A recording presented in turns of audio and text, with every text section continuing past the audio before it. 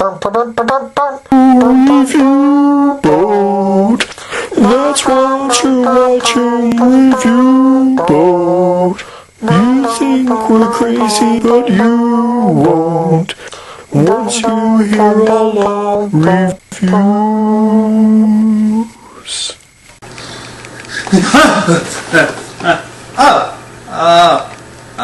It's you. Welcome to the Review Boat! You may have noticed the leper critic, who is currently steering the ship. How? I don't know. Slipped my mind. Can your mind also cook French toast? I wish. That takes more finesse than a brain can muster. It puts a sour taste in my belly, much like the Howling. Let me take you to the captain's quarters. Thank you, Bustin. On this Friday, June 13th, it seemed only appropriate to revisit one of the big horror franchises of the 1980s, the first of which was set on June 13th. Maybe it's a bit obvious to do the Friday the 13th films, but... What? Okay, apparently we're doing one of the other big horror franchises of the 1980s instead. This doesn't really make much sense, but hey! The Howling. I've decided that we're really going to talk about the films from the aspect of their nature as adaptations of the original Gary Brander novels. So here I have the original book.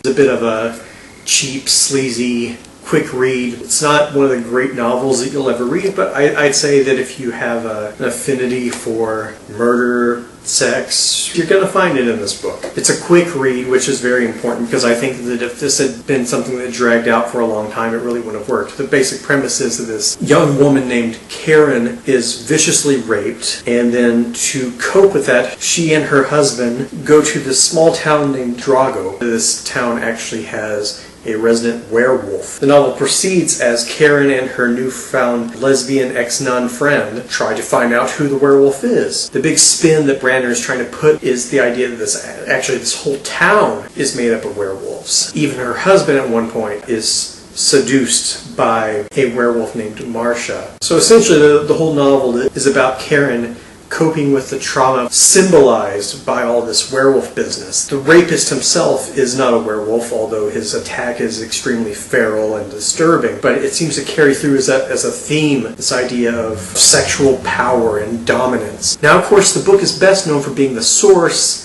for this big film series. In this primal, sensuous, secret place lies an experience too terrifying for words.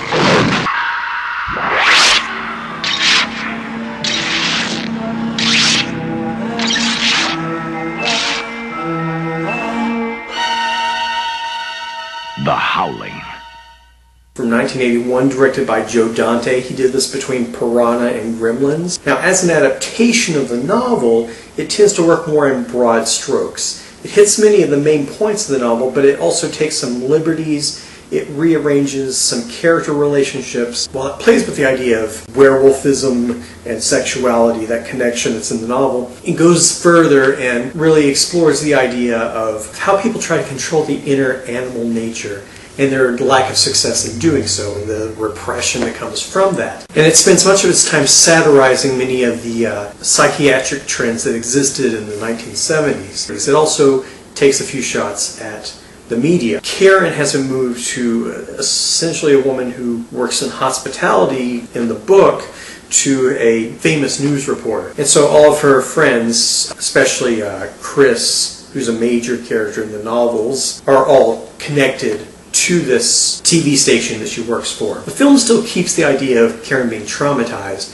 but it sort of tames it, if you will, by placing the whole scenario inside of this pornographic shop where Quist begins to attack her but does not actually rape her. And Quist is also turned into one of the werewolf characters. It's effective in linking everything together. Everything feels a little loose and disconnected in the novel. It helps to have Chris and his girlfriend, who essentially is standing in for the lesbian nun Inez, going and investigating Eddie Quist, as opposed to Karen and Inez going and investigating the town of Drago. It seems to nail the spirit of the novel rather well, and it still captures many of the major plot threads, especially the storyline between Karen and her husband. However, if you are a stickler for slavish detail, thankfully there's another option for you. Every night I've been hearing this howling.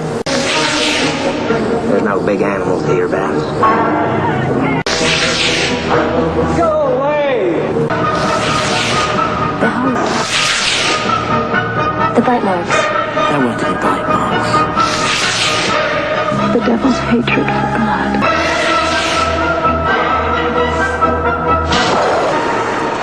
Howling 4, the original nightmare. For some inexplicable reason, the fourth film is a second adaptation of the same novel. Initially, it is rather unfaithful. The new character that's created, Marie, is just having strange visions of nuns and werewolves. But she ends up going off in the town of Drago. It pretty much plays off like the original film, except without the added element of satire and with more focus on adapting specific scenes and moments from the book. The problem is that it was an exceptionally cheap production made in South Africa. John Hugh just cannot seem to get decent performances or decent atmosphere. Now, I think that if the film had tried to take elements from the novel that were in no way adapted into Joe Dante's film, it would have worked better. If it would have focused completely on Inez, the ex-nun, but by retreading especially her husband's affair, since the rape element was taken out, there's really no motivation to, say, Karen's unwillingness to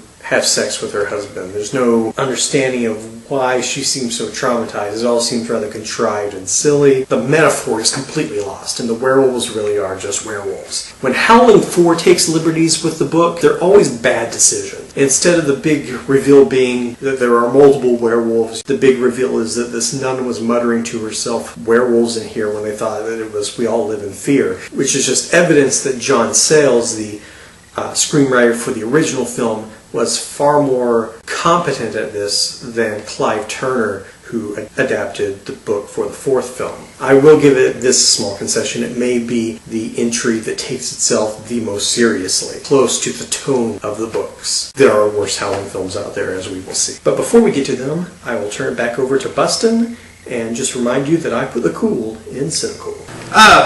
You're back. First off, I hate them both. Werewolves? Who needs those? We'll just throw them in like the last 5 minutes of the movie. I mean, the werewolf transformations were kind of cool. The only likable character was the poodle, and you killed him off in 5 minutes. But at least the first one had Robert Picardo. Do you think maybe him as a hologram would have been better in the Howling film than his actual presence? Only if he gets to sing in Klingon. I hope you enjoyed your tour of the review boat.